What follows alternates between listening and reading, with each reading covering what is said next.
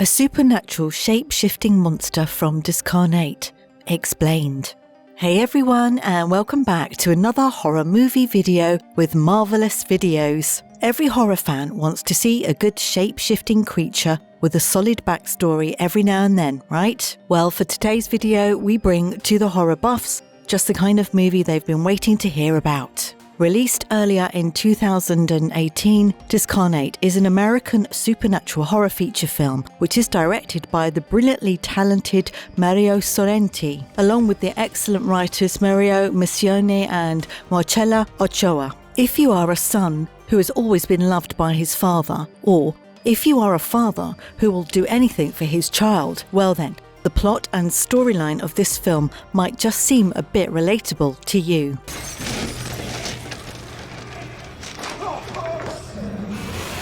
With Harold Closer on the production team, the film's star cast is very well thought over. It has Thomas Kretschmann, Josh Stewart, Chris Coy, Nadine Velasquez, and a lot more surprises for you. Sorrenti is pretty much exclusively a fashion photographer, and his print work has showed up in Vogue, Harper's Bazaar, and Vanity Fair. Some of his major high-profile clients are Calvin Klein, Hugo Boss, and Estee Lauder. Even his spreads include features from famous celebrities such as Scarlett Johansson, Charlize Theron, and Tom Cruise. Yeah, it all sounds super fascinating. To top that all up, you will not believe that Discarnate is actually his first feature film. Well, then let us get right to the film and check out what happens in it and how scary is it going to make you feel with all the psychological horrors and freaky monsters. Before we go into our list, we have a very small request. If you like our content, please support us by subscribing to our channel. This is a small click from you, but it means a lot to us. Thank you.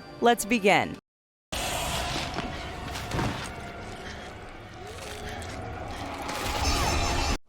Once it sees your soul, it hunts your flesh. Discarnate, 2018. The film begins with Dr. Andre Mason, a neuroscientist who is played by Thomas Kretschmann, and his son Benny, enacted by Jack Vaughan, who is scared to death of a monster, apparently outside his window. It seems like a natural child behaviour, of course, except when Mason tries to calm him down, it looks like some supernatural entity snatches Benny away. Discarnate then takes us ahead in time to a 10 years later prelude, which is cut like a trailer. We now see that Mason has been looking for a rare kind of a herbal tea which only Maya Sanchez makes. Miss Sanchez is played by Nadine Velasquez. Mason goes on to acquire a grant in order to turn his rare botanical compound into a serum. This tea is apparently a mind-altering substance and helps people communicate and possibly dive into the afterlife. When Mason tries it out, he ends up meeting Sanchez's dead younger sister, Isabel, in the other world. And before you know it, we have a whole team of professionals who come together with their own mental baggage to work on this project. On the team are Dr. Travis Sherman, played by Chris Coy, his brother Shane, played by Matthew Monroe, and Violet Page, who is played by Bex Taylor Klaus. We also have Casey Blackburn, played by Josh Stewart, who is there to observe the trial for the Milford Foundation of Neuroscience, who funds all of their research. Now begins the trial, day one, and sure is going to be a hell of a lot exciting. The air around the whole house seems very gloomy and eerie from the beginning. Lots of things happen, which kind of make us feel as if a supernatural presence has always been there around the house. Wind blows and suddenly comes to a stop around Maya as she hears sounds of a child.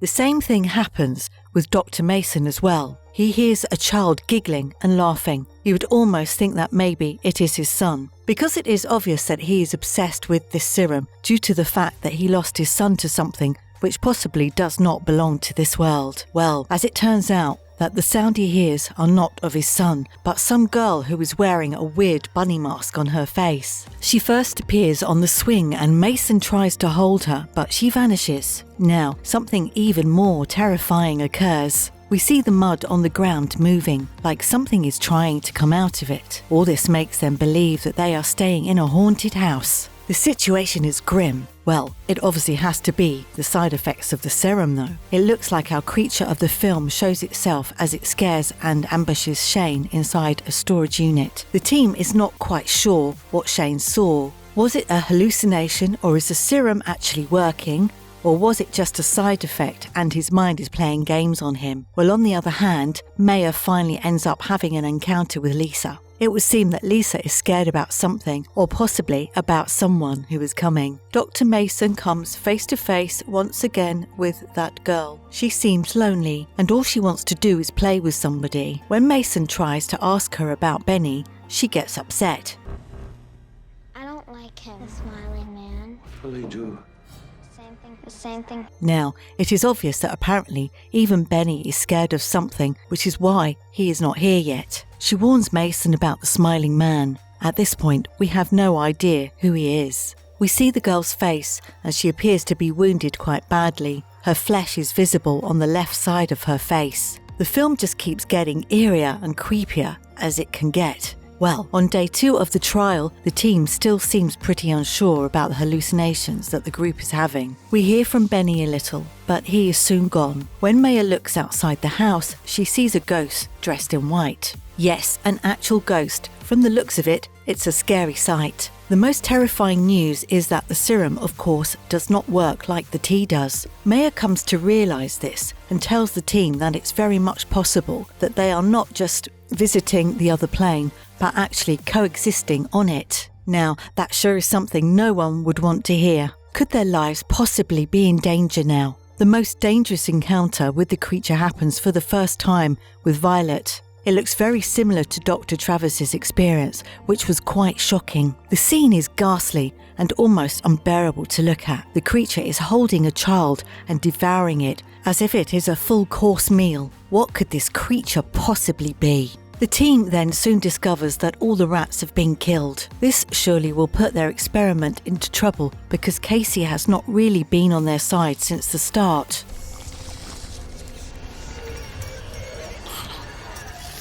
While having a conversation with Casey, Violet sees a ghost of a guy. She is able to see him and she can also speak to him, but Casey cannot. It is of course due to the serum because Casey is the only one who has not taken it. The encounter with this ghost turns into quite a fight when Mason comes and pushes it away. Maya was not even able to touch it, but Mason could. It is clear now that he has been taking more of the serum than the rest of the team. He sure seems to be keeping a lot of secrets. Later that day, the smiling man appears in his form in front of Mason and once again takes Benny away right in front of his eyes. He then starts seeing his long dead wife, Rebecca, who isn't really there. This traumatizes Mason again and he overdoses on the serum. Now comes the real climax of the film, when Shane sees a struggling Travis in the greenhouse camera. It looks like the creature is making its move because Travis is sound asleep in his bed.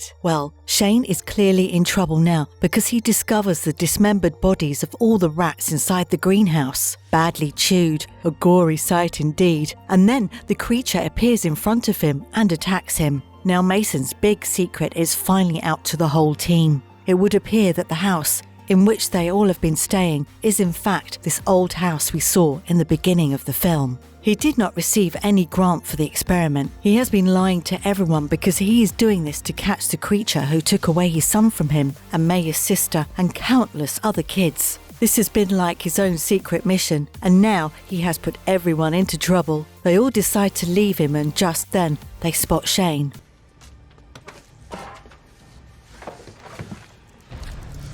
Well, if only it was the real Shane. The creature attacks Maya, Casey and Violet, who all get separated. It looks just like Shane. The creature has now taken away Violet as well. The 4 people still alive realise that there is no way out but to kill this thing. So they head towards the forest, which by the way is full of dead people crawling and scattered everywhere. Yeah, if anything is scary, it has to be this nightmarish place. Casey thinks that he finally found Violet, and Maya, on the other hand, discovers the dead body of Mason back when he overdosed on the serum. She runs to Casey, thinking that the guy who was with them was actually the creature. But turns out Mason has become the ghost, and the one who Casey thought was Violet was actually the creature in disguise. One by one, they all get caught by the creature. First Travis, whose face is chewed up, then Casey as well. In all attempt to save him, Maya finally ends up beating the creature to death with a shovel. It looks like everyone has died except Maya. The film comes to an end with Maya still unsure if that creature was the only one. Just then, the scene cuts to the other world and we see a swarm of creatures crawling on the ground. There are clearly hundreds of them. Well, with that, the film comes to a deadly and uncertain end. All the deception throughout the film definitely led to the deaths of many, but little does Maya know that Dr. Mason's mission of killing the creature for good did not end up being successful. Now let us take a deeper look at what exactly is this creature.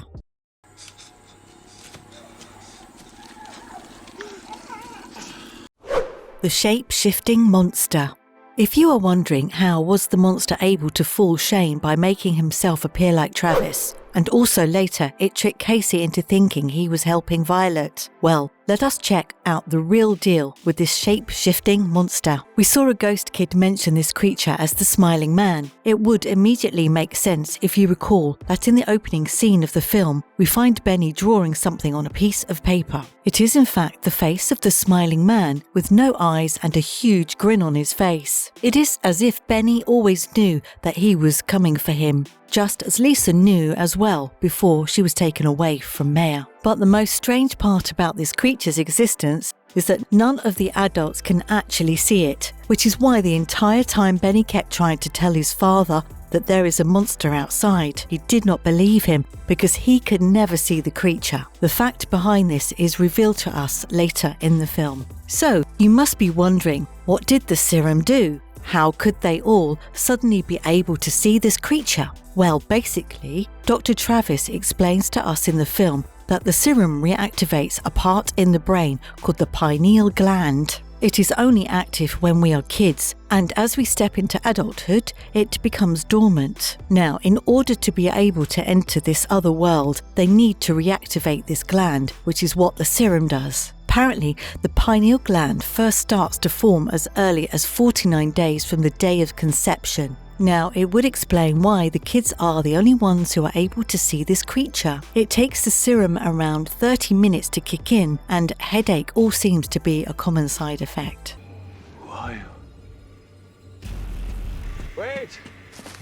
Well, as new as it was for the team to be seeing these things, it was equally new for the Smiling Man to be in such close proximity with this bunch of adults. Remember that little girl Mason spoke to? She told him that the Smiling Man has been in the house ever since they arrived. An encounter was bound to happen eventually. It does bring up the question though, that why did the Smiling Man only go after the kids? Well, the obvious reason is because they could see it and that made them an easier target. The creature would take the kids to the woods and eat their flesh for breakfast, lunch and dinner. Maya Sanchez had heard a lot about something similar from her grandmother. Through Violet's research, we could also say that the creature is a Nokken, a Norwegian bogeyman, which is a shapeshifter. Well, the Smiling Man apparently has multiple names because a lot of cultures have seen this monster and they all gave it in their own name. In the film, the creature basically is called El Discarnado, meaning the Discarnate. It is actually a being without flesh. As surprising as it may be, the creature at one point could have been in the spirit form since it has no flesh, but that is clearly not the case anymore. It is deemed unworthy to leave the earth after death, and, naturally, it is desperate to become alive again, so it loves to hunt. It chooses to eat flesh of the innocent so that its own flesh can be returned to it, and in order to gain that, it makes sure to eat a lot of kids. Well, now we know why the children are a target of this creature. Discarnate is surely a film which will keep you curious from the moment you set your eyes on it. The little glimpses of the monster that we see in the first half of the film keeps the excitement with the adrenaline rush that there is going to be more. And boy, did they give us more of the monster. A lot of full body shots of the creature will leave you gawking at your screens because it is almost too much to bear. But hey, that is the real fun of a horror movie.